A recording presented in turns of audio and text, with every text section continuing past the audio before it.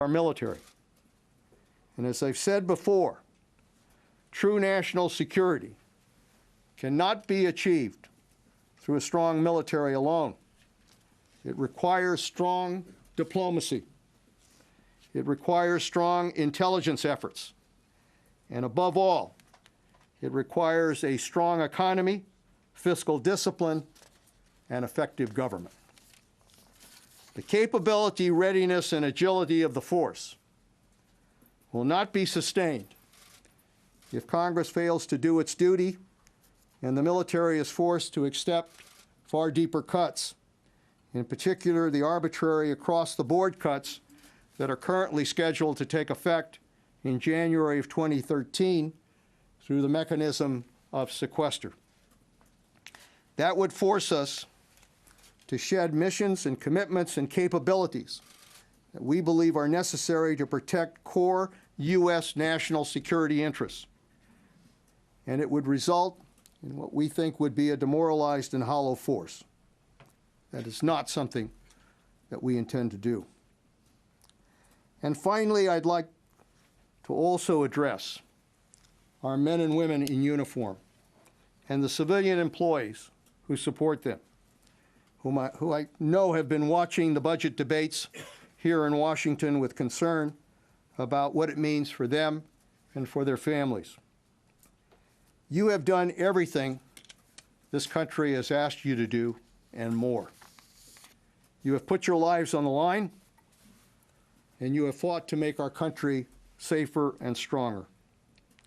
I believe the strategic guidance honors your sacrifice and strengthens the country by building a force equipped to deal with the future. I have no higher responsibility than fighting to protect you and to protect your families. And just as you have fought and bled to protect our country, I commit to you that I will fight for you and for your families. There is no doubt that the fiscal situation this country faces is difficult. And in many ways, we are at a crisis point. But I believe that in every crisis, there is opportunity. Out of this crisis, we have the opportunity to end the old ways of doing business and to build a modern force for the 21st century that can win today's wars and successfully confront any enemy and respond to any threat and any challenge of the future.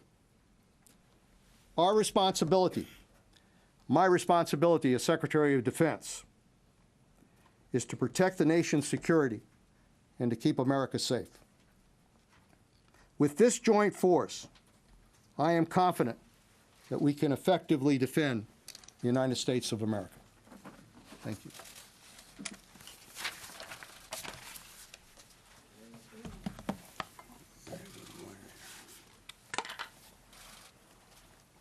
Good morning. As chairman, it's my responsibility to work with the Joint Chiefs to ensure that the armed forces of the United States keep America immune from coercion. The strategy just described by the President and the Secretary of Defense enables us to fulfill that responsibility. It sustains the sacred trust put in us by the American people to defend them and our country. This strategy emerges from a deeply collaborative process. We sought out and took insights from within and from outside the Department of Defense to include from the intelligence community and other governmental departments. We weighed facts and assessments. We challenged every assumption. We considered a wide range of recommendations and counter-arguments. I can assure you that the steps we have taken to arrive at this strategy involved all of this and much more.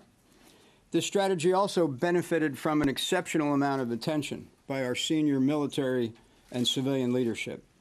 On multiple occasions, we held all-day and multi-day discussions with service chiefs and combatant commanders. The service chiefs, who are charged with developing the force for this strategy, were heard early and often.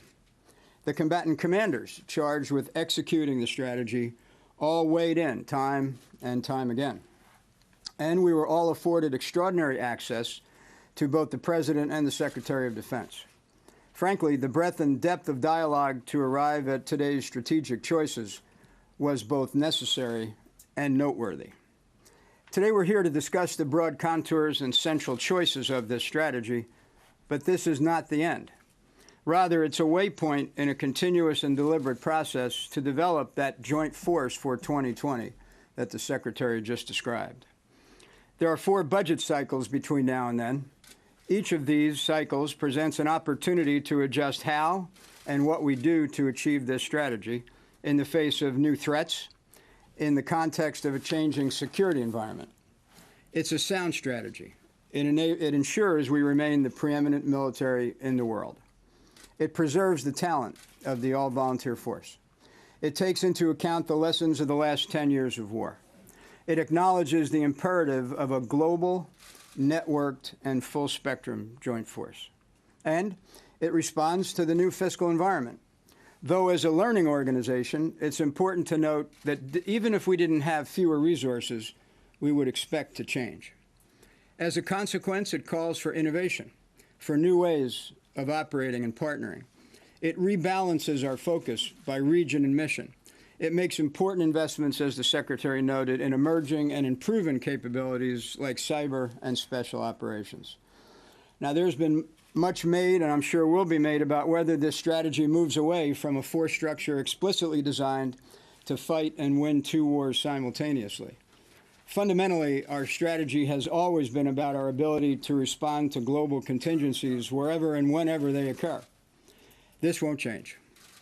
We will always provide a range of options for our nation. We can and will always be able to do more than one thing at a time. More importantly, wherever we are confronted and in whatever sequence, we will win. We do accept some risk in this strategy, as all strategies must.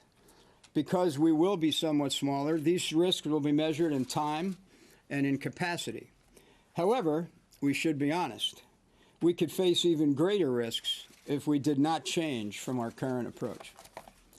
I'm pleased with the outcome. It's not perfect. There will be people who think it goes too far. Others will say it didn't go nearly far enough. That probably makes it about right for today. It gives us what we need in this world and within this budget to provide the best possible defense for our nation at a time of great transition. It prepares us for what we anticipate we will need in 2020. This is a real strategy. It represents real choices. And I'm here today to assure you that it has real buy-in among our senior military and civilian leadership. This is not the strategy of a military in decline. This is a strategy and a joint force on which the nation can depend. I want to wrap up by saying just a couple of words about leadership. It's always important, but it's absolutely essential during tough times. And make no mistake, these are tough economic times, and this strategy required some tough decisions. I want to thank President Obama and Secretary Panetta for their leadership throughout this process. The real test, though, will be in execution. Fortunately, the young men and women who will be charged to carry out the lion's share of this strategy know something about leadership, too. It's the very cornerstone of our profession, the profession of arms. And for the past 10 years, they have done nothing but lead under the most difficult circumstances imaginable. And it's for that reason, above all others, that I'm absolutely convinced and fully satisfied that this strategy will meet our nation's needs for the future. Thank you. Thank you, Mr. Chairman, Mr. Secretary. Folks, we will have this is a two-parter. We will have a chance for a few questions here for the Secretary and the Chairman, and I'll field those.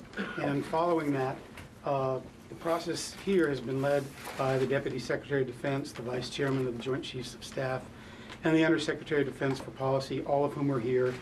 And they will then come and be able to answer quite a number of questions in depth. So why don't we start on the question of strategic guidance, Bob? This document says, and the President himself said when he was here, that the military will get smaller. The question is, how much smaller? How much will you propose to cut the Army and the Marine Corps over what period? And also this document says that the U.S. military presence in Europe will, quote, evolve. Is that another way of saying it'll get cut? As we've said in the policy statement, and the President referred to it, and I referred to it, and Marty referred to it as well, we are going to have a smaller and leaner force.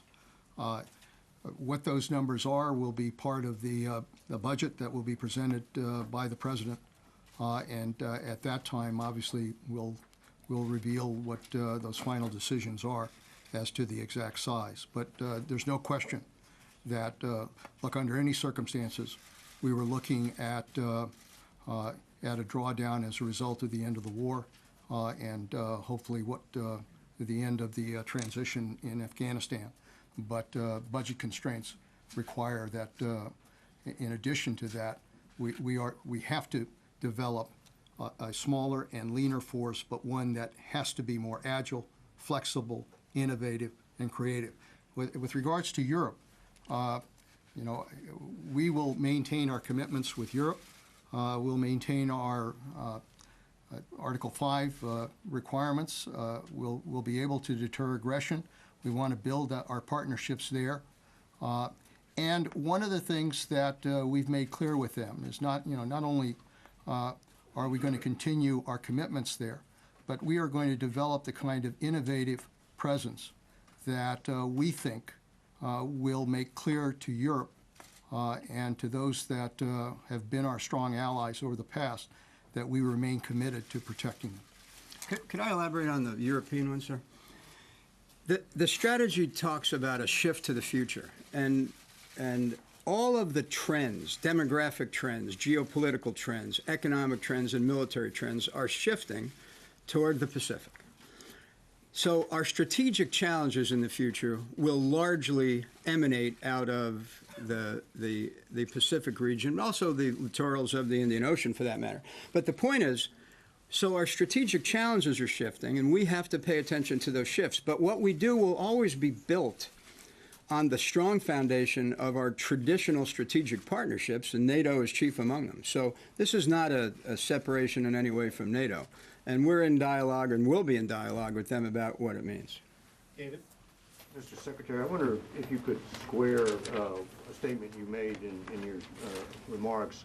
We will have the capability to confront and defeat more than one adversary at a time, with the guidance which pretty clearly states that you will have the capability to fight one regional conflict and what would essentially be a holding action in a second regional conflict.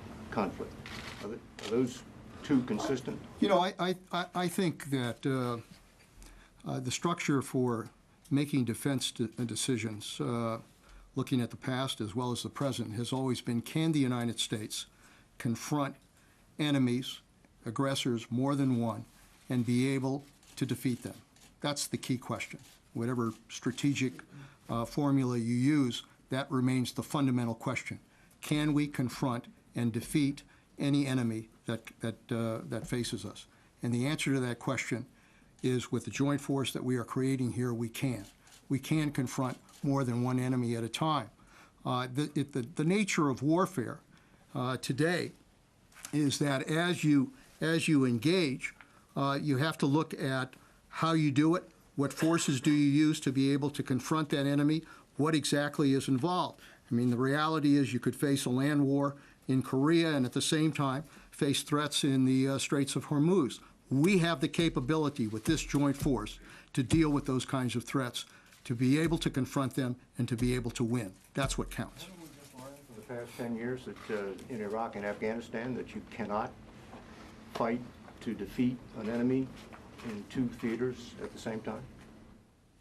Well, I think the bottom line of what we're seeing happen is that we've just ended the mission in Iraq, and we're in the process of ending a mission in Afghanistan.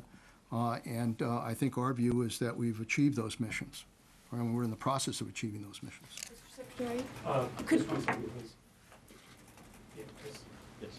Mr. Secretary, the President said that you're going to be getting rid of outdated Cold War systems. Can you give us any sense for what he was talking about there? What types of systems? Well, again, the budget drop here at the end of the month will illuminate programs that have been adjusted or terminated, or and others that have been reinforced. I think what the president had in mind, at least what I believe he had in mind, is